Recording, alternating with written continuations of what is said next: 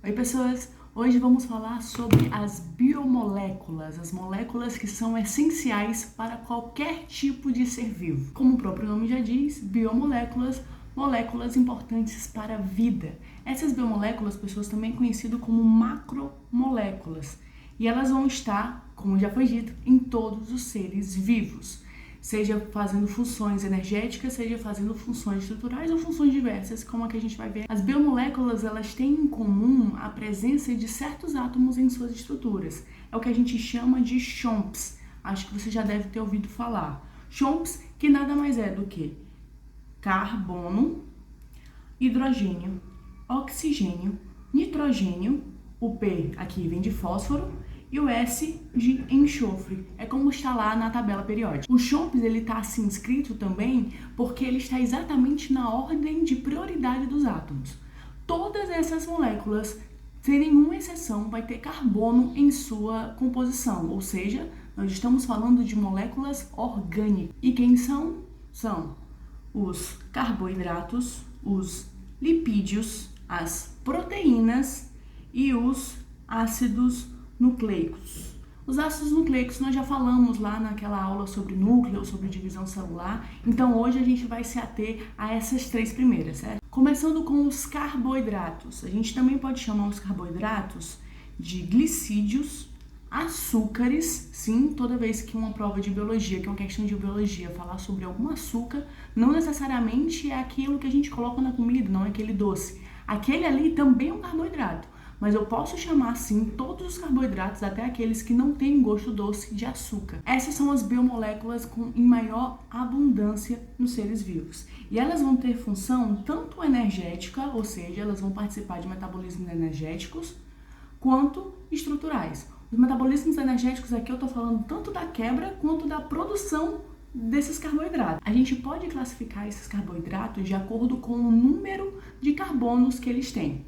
Nós vamos ter aqui três classificações principais, que é o que vai cair na nossa prova.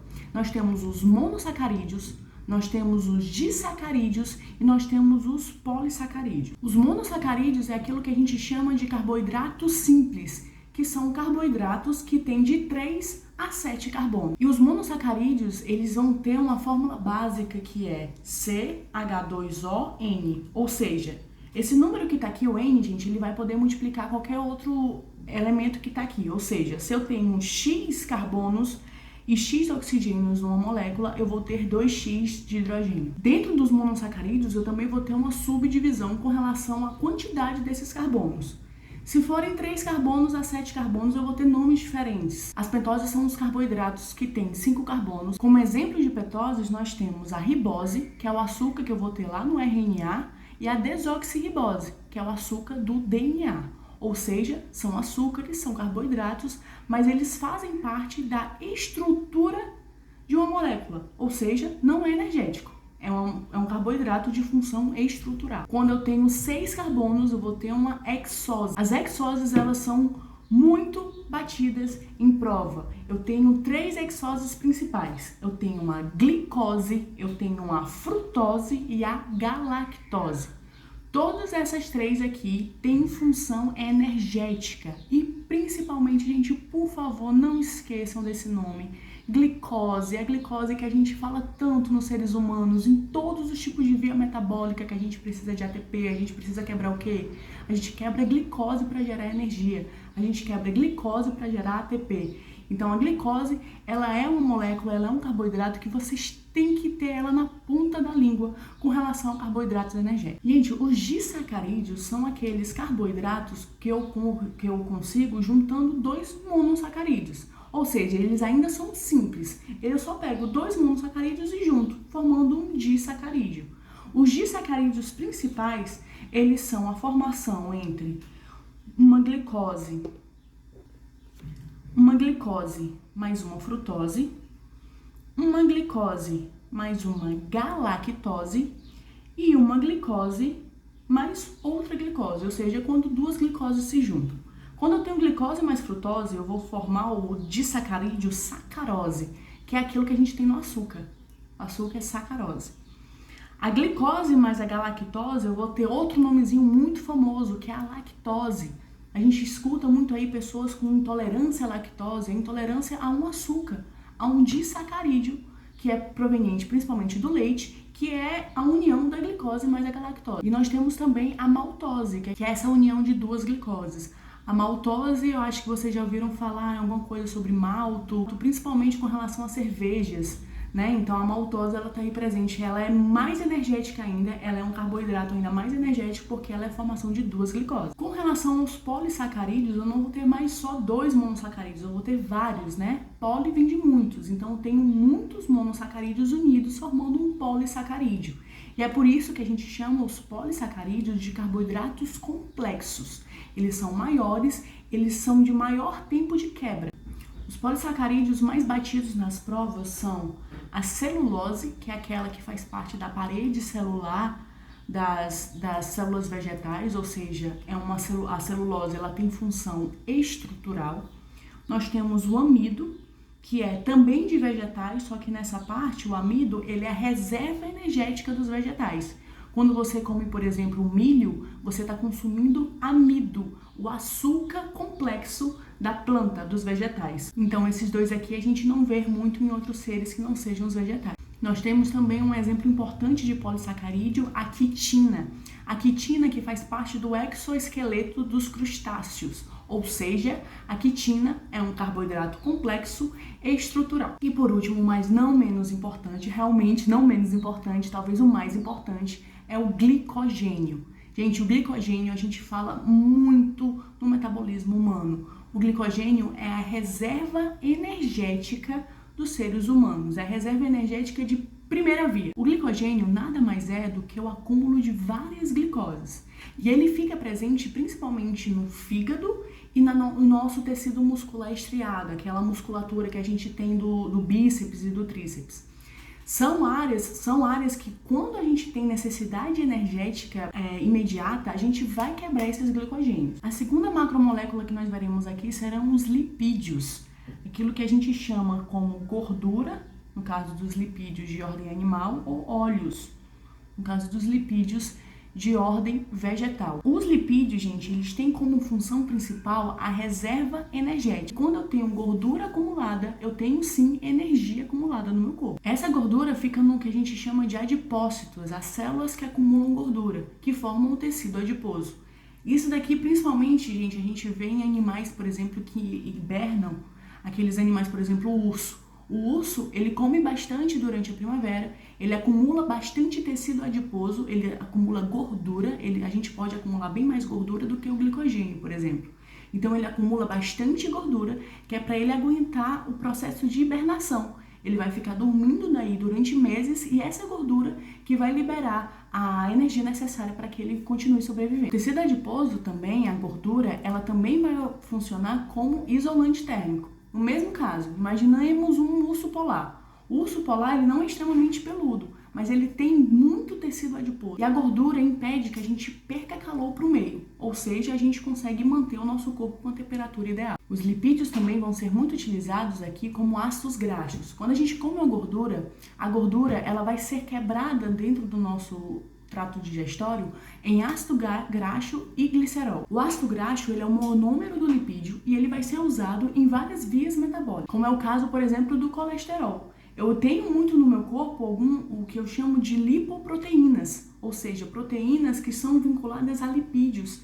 E eu tenho elas muito importantes para a formação de várias vias metabólicas no nosso corpo. Existem vitaminas que a gente chama de vitaminas lipossolúveis, que é a vitamina A, D, E e K.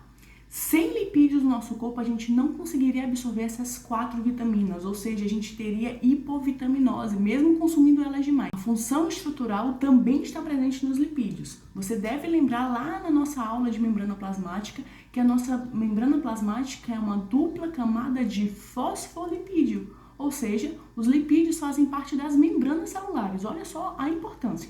Além da membrana celular, os lipídios também compõem os hormônios. Muitos hormônios que a gente tem, principalmente aqueles hormônios esteroides, que são, como exemplo, os hormônios sexuais, eles têm lipídio em sua composição. E para finalizar, nós também temos as proteínas. As proteínas que são compostas de aminoácidos, ou seja, falar de proteína é falar de aminoácido. Por quê?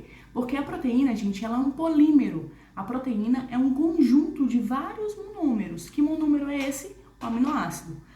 Vários aminoácidos juntos, conectados por ligações peptídicas, e a gente já falou sobre isso em aulas anteriores, fazem uma proteína. Falar de aminoácido é falar de um composto que é uma amina conectado a um carbono, olha o carbono aqui aparecendo na biomolécula, conectado a um ácido carboxílico. E esse carbono vai estar conectado também a um radical. Esse radical, todos os aminoácidos são assim. O que diferencia eles é esse radical aqui.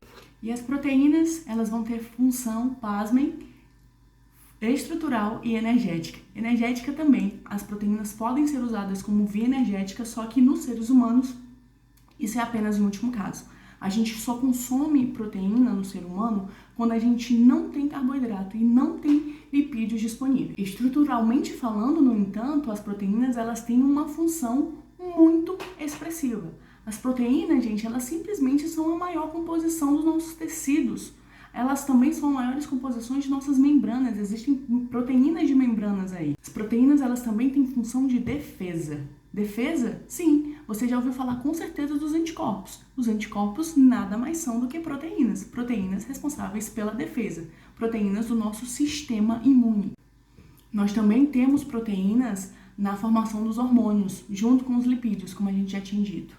E nós temos também proteínas transportadoras. O que significa proteínas transportadoras? O nosso sangue ele é composto principalmente por água. Isso significa que o nosso sangue ele é polar. Quando eu tenho alguma substância que é apolar e eu preciso que ela circule no meu corpo, eu preciso de uma proteína que consiga fazer esse transporte para que ela consiga ser dissolvida no sangue. O caso mais emblemático disso é a nossa amiga, a nossa hemoglobina. Eu não conseguiria, gente, pegar o oxigênio e soltar ele no sangue. O oxigênio é um ar, ele não ia conseguir ser dissolvido no sangue. Então, a hemoglobina, lá dentro das hemácias, das nossas células vermelhas, ela capta esse oxigênio e consegue transportar para o resto do nosso corpo. Nós temos também as proteínas como reguladoras metabólicas. As proteínas, existe um tipo específico de proteína que a gente chama de enzima. Pessoas, as enzimas, elas têm como função a diminuição da energia de ativação de uma reação química. O que isso quer dizer? Para que aconteça uma reação química, qualquer que seja uma reação química dentro do nosso corpo, seja a nossa respiração celular, seja a transformação de um metabólico em outro, existe uma necessidade de uma energia inicial. E as enzimas conseguem fazer com que essa energia baixe um pouco. Ou seja, ela favorece essa reação. Ela faz com que essa reação seja mais rápida ou que ela simplesmente não aconteça. Existem reações que sem enzimas demorariam anos para acontecer. Então, isso para o nosso corpo não é viável. Esse foi um rápido compilado do que a gente precisa entender, pelo menos a priori, dessas 3 biomoléculas tão importantes no nosso corpo. Qualquer dúvida, qualquer questionamento a mais, se vocês quiserem aprofundar, é só fazer perguntinha aqui no nosso Instagram ou pelo YouTube, que a gente responde com todo prazer, tá certo? Boa prova, gente! Até a próxima semana!